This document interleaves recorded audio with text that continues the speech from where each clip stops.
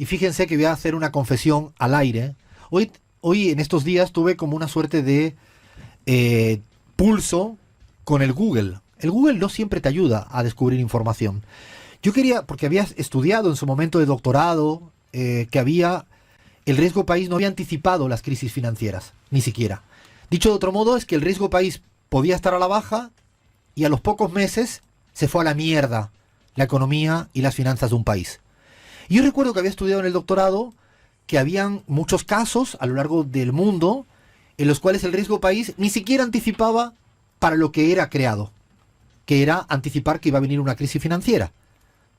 Y el Google, cuando tú le preguntabas por esto, no te daba la respuesta, sino te llevaba al otro marco. Es muy interesante cuando tú en el Google le estás llevando la contra al mainstream. Pruébenlo. Prueben buscar en Google aquello que no dice la gran mayoría. Me puse a encontrar, recomiendo un paper que dicen refleja los índices de riesgo país, las variables relevantes en el desencadenamiento de las crisis externas, un análisis sobre el periodo 94-2001. Ahora lo vamos a colgar en nuestras redes sociales. Y lo interesante de este paper, de este artículo de investigación de la academia, de los que recomiendo que lea al señor Javier Milei y al señor Caputo y a todo su equipo, que por ejemplo en la crisis del 94 y del 95 en México, el riesgo país estaba a la baja y se fue a la mierda financieramente México. En Tailandia, en 1997, ocurrió lo mismo. En Corea del Sur, en 1997, ocurrió lo mismo. En Malasia, en 1997, ocurrió lo mismo. En Indonesia, en 1997, ocurrió lo mismo. En Brasil, en 1999, ocurrió lo mismo. En Turquía, en 2001, ocurrió lo mismo. Y atención, en la Argentina, en 2001, en aquel año, el año del estallido, 6 meses antes del estallido, el riesgo país estaba muy por debajo de 1000. Estaba en 600 y pico. No llegaba a 700. Se aplaudía por aquella época, primer semestre del año 2001, que el riesgo país estaba por debajo de 700. ¿Os suena? ¿Os suena?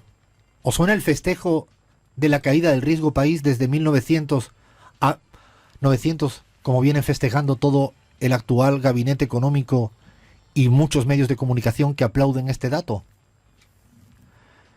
En la Argentina, repito, primer semestre del año 2000, el riesgo país estaba por debajo de 700 y era aplaudido en ese momento porque se estaba logrando una estabilidad absoluta. Claro, lo interesante del caso es que el señor Milei ha conseguido este dato sencillamente, y lo digo sencillamente porque es muy sencillo, diciéndole a los acreedores financieros, os vamos a pagar absolutamente todo.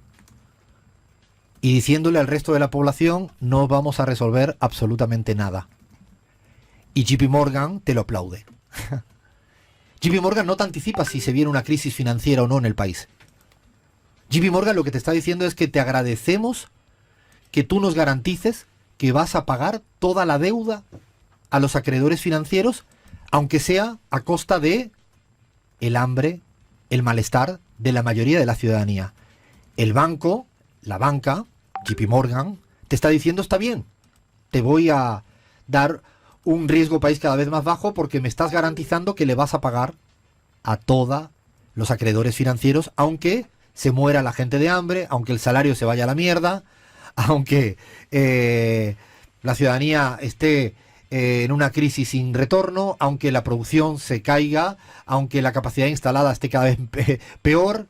Claro, es más, el señor Javier Milei solo tiene un propósito en la economía en estas semanas, es seguir buscando los dólares necesarios para seguir pagándole a los acreedores privados financieros. No tiene ningún otro propósito.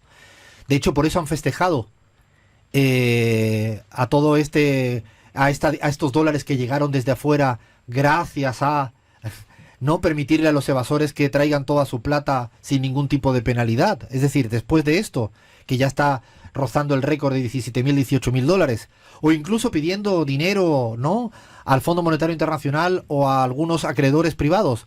Lo que quiere Argentina, por eso están felices.